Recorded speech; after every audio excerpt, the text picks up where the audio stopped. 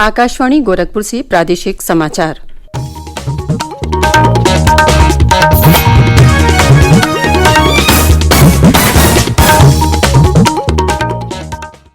नमस्कार।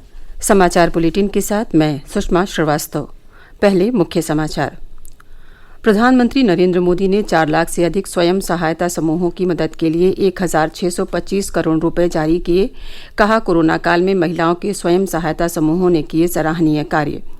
केंद्रीय खेल मंत्री अनुराग ठाकुर आज फिट इंडिया फ्रीडम रन के दूसरे संस्करण के राष्ट्रव्यापी कार्यक्रम का करेंगे शुभारंभ। मुख्यमंत्री योगी आदित्यनाथ ने 2,846 प्रवक्ताओं और सहायक अध्यापकों को नियुक्ति पत्र भेंट किए। कहा, प्रदेश में सरकारी पदों पर भर्तियां निष्पक्ष और पारदर्शी तरीके से हो रहीं। और मुख्यमंत्री ने वाराणसी में बाढ़ प्रभावित इलाकों का दौरा कर प्रभावित लोगों को हर संभव सहायता देने के दिए निर्देश।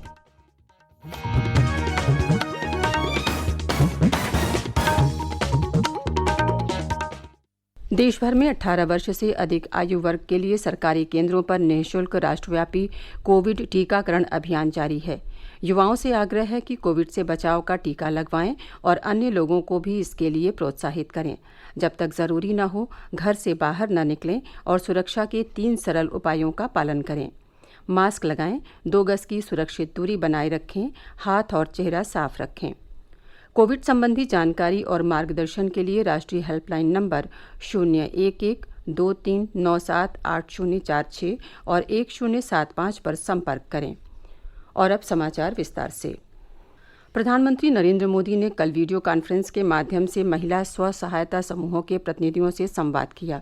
इस अवसर पर अपने संबोधन में उन्होंने कहा कि देश में महिलाओं के लिए अवसर बढ़े हैं और सरकार उनकी शिक्षा, स्वास्थ्य, पोषण, टीकाकरण और अन्य ज़रूरतों को पूरा करने के लिए पूरी गंभीरता से काम कर रही है। उन्होंने कहा कि महिलाओं के लिए मकान, शौचालय, बिजली, पानी और गैस जैसी सुविधाएं उपलब्ध कराई जा रही हैं। प्रधानमंत्री ने आत्मनिर्भर नारी शक्ति से संवाद में कहा कि सरकार ऐसा माहौल बना रही है जिससे महिलाएं गांवों की समृद्धि में अपना योगदान दे सकें। उन्होंने कहा कि स्व सहायता समूहों के माध्यम से देश की बहनों ने कोरोना काल में अभूतपूर्व काम किया है।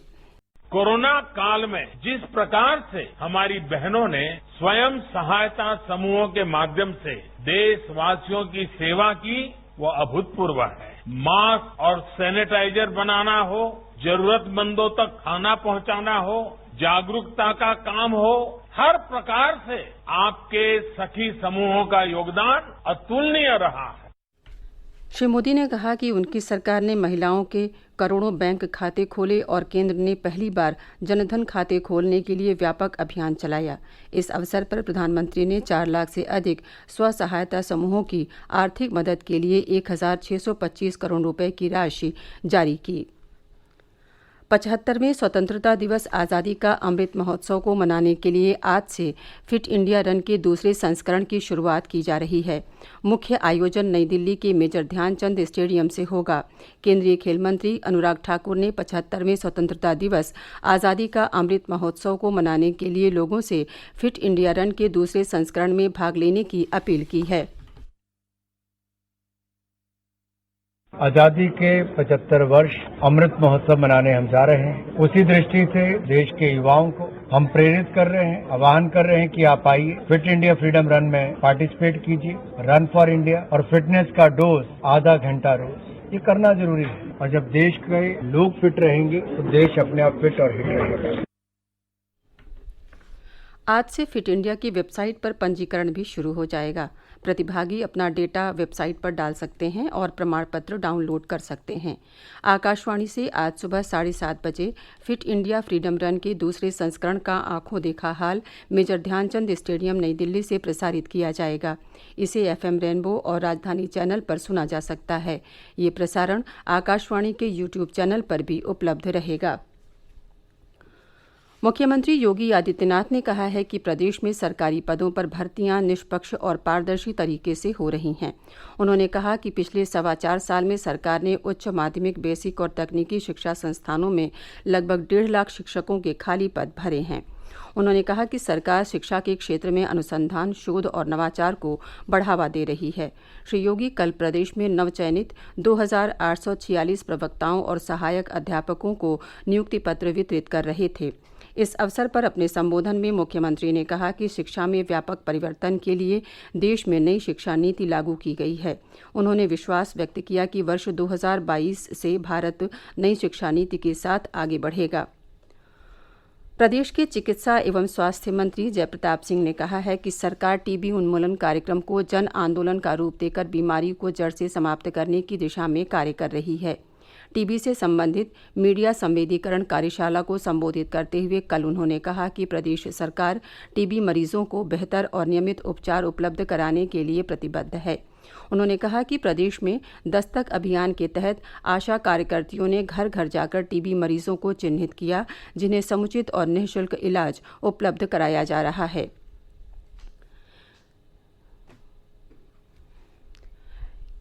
प्रादेशिक समाचार आप आकाशवाणी गोरखपुर से सुन रहे हैं। हमारा ये समाचार bulletin YouTube channel AIR news Gorakhpur और ट्विटर हैंडल AIR News_GKP पर भी उपलब्ध है। प्रदेश के 23 जिले बाढ़ से प्रभावित हैं। प्रयागराज, वाराणसी, भदोही, गाजीपुर और बलिया जिलों में बाढ़ की स्थिति ज्यादा गंभीर है। मुख्यमंत्री योगी आदित्यनाथ ने कल वाराणसी में बाढ़ प्रभावित क्षेत्रों का निरीक्षण किया। जनपद में गंगा और वरुणा नदियां उफान पर हैं। मुख्यमंत्री ने राजघाट से पुराना पुल तक नाव से भ्रमण कर बाढ़ की स्थिति का जायजा लिया। श्री योगी ने राहत शिविरों में पहुंचकर प्रभावित लोगों को राहत सामग्री भेंट की। उन्होंने अधिकारियों को बाढ़ प्रभावित लोगों को हर संभव मदद देने के निर्देश दिए हैं। प्रदेश में एक दिन पूर्व कोरोना संक्रमण के 43 नए मामले सामने आए, जबकि इस दौरान 71 मरीज स्वस्थ हुए। इसी के साथ कोविड के सक्रिय मामलों की संख्या घटकर 490 रह गई है। 54 जिलों में एक दिन पूर्व संक्रमण का एक भी मामला नहीं मिला, जबकि 21 जिलों में मामले इकाई अंक में दर्ज किए गए। प्रदेश में एकमात्र महराजगंज जिले में कोविड के 10 नए मामले मिले। वहीं 12 जिलों में संक्रमण का अब एक भी मरीज नहीं है। राज्य में कोविड नमूनों की जांच लगातार जारी है। एक दिन पूर्व 2,48,000 से अधिक नमूनों की जांच की गई। अब तक 6,83,00,000 से अधिक नमूनों की जांच की जा चुकी है। प्रदेश में कोविड टीकाकरण तेज गति से जारी है। राज्य में अब तक 5,55,00,000 से अधिक टीके लगाए जा चुके हैं। इनमें से 4,68,00,000 से अधिक लोगों को टीके की पहली डोज और 87,00,000 से अधिक लोगों को दोनों डोज लगाई जा चुकी है। ग्रामीण इलाकों में लोगों को कोविड टीकाकरण के प्रति जागरूक करने के लिए केंद्रीय सूचना एवं प्रसारण मंत्रालय की विभिन्न इकाइयां लगातार कार्य कर रही हैं। क्षेत्रीय लोक संपर्क ब्यूरो अलीगढ़ की ओर से जनपद के अतरौली में कल से 2 दिवसीय विशेष कोरोना वैक्सीन जागरूकता अभियान की शुरुआत की गई।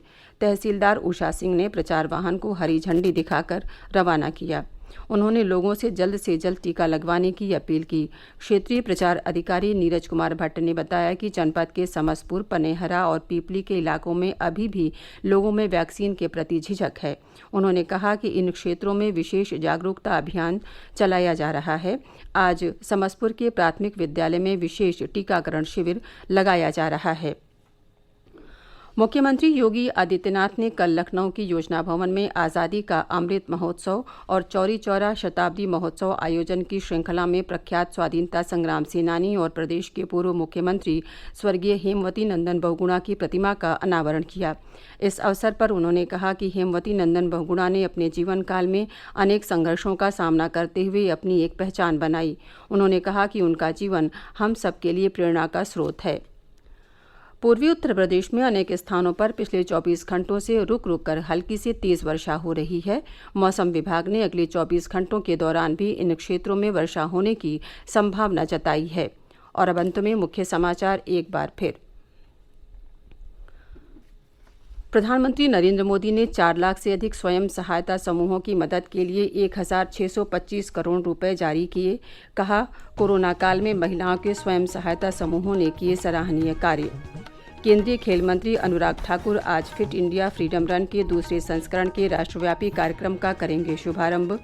मुख्यमंत्री योगी आदित्यनाथ ने 2,846 प्रवक्ताओं और सहायक अध्यापकों को नियुक्ति पत्र भेंट किए। कहा, प्रदेश में सरकारी पदों पर भर्तियां निष्पक्ष और पारदर्शी तरीके से हो रहीं। और मुख्यमंत्री ने वाराणसी में बाढ़ प्रभावित इलाकों का दौरा कर प्रभावित लोगों को हर संभव सहायता देने के दिए निर्देश।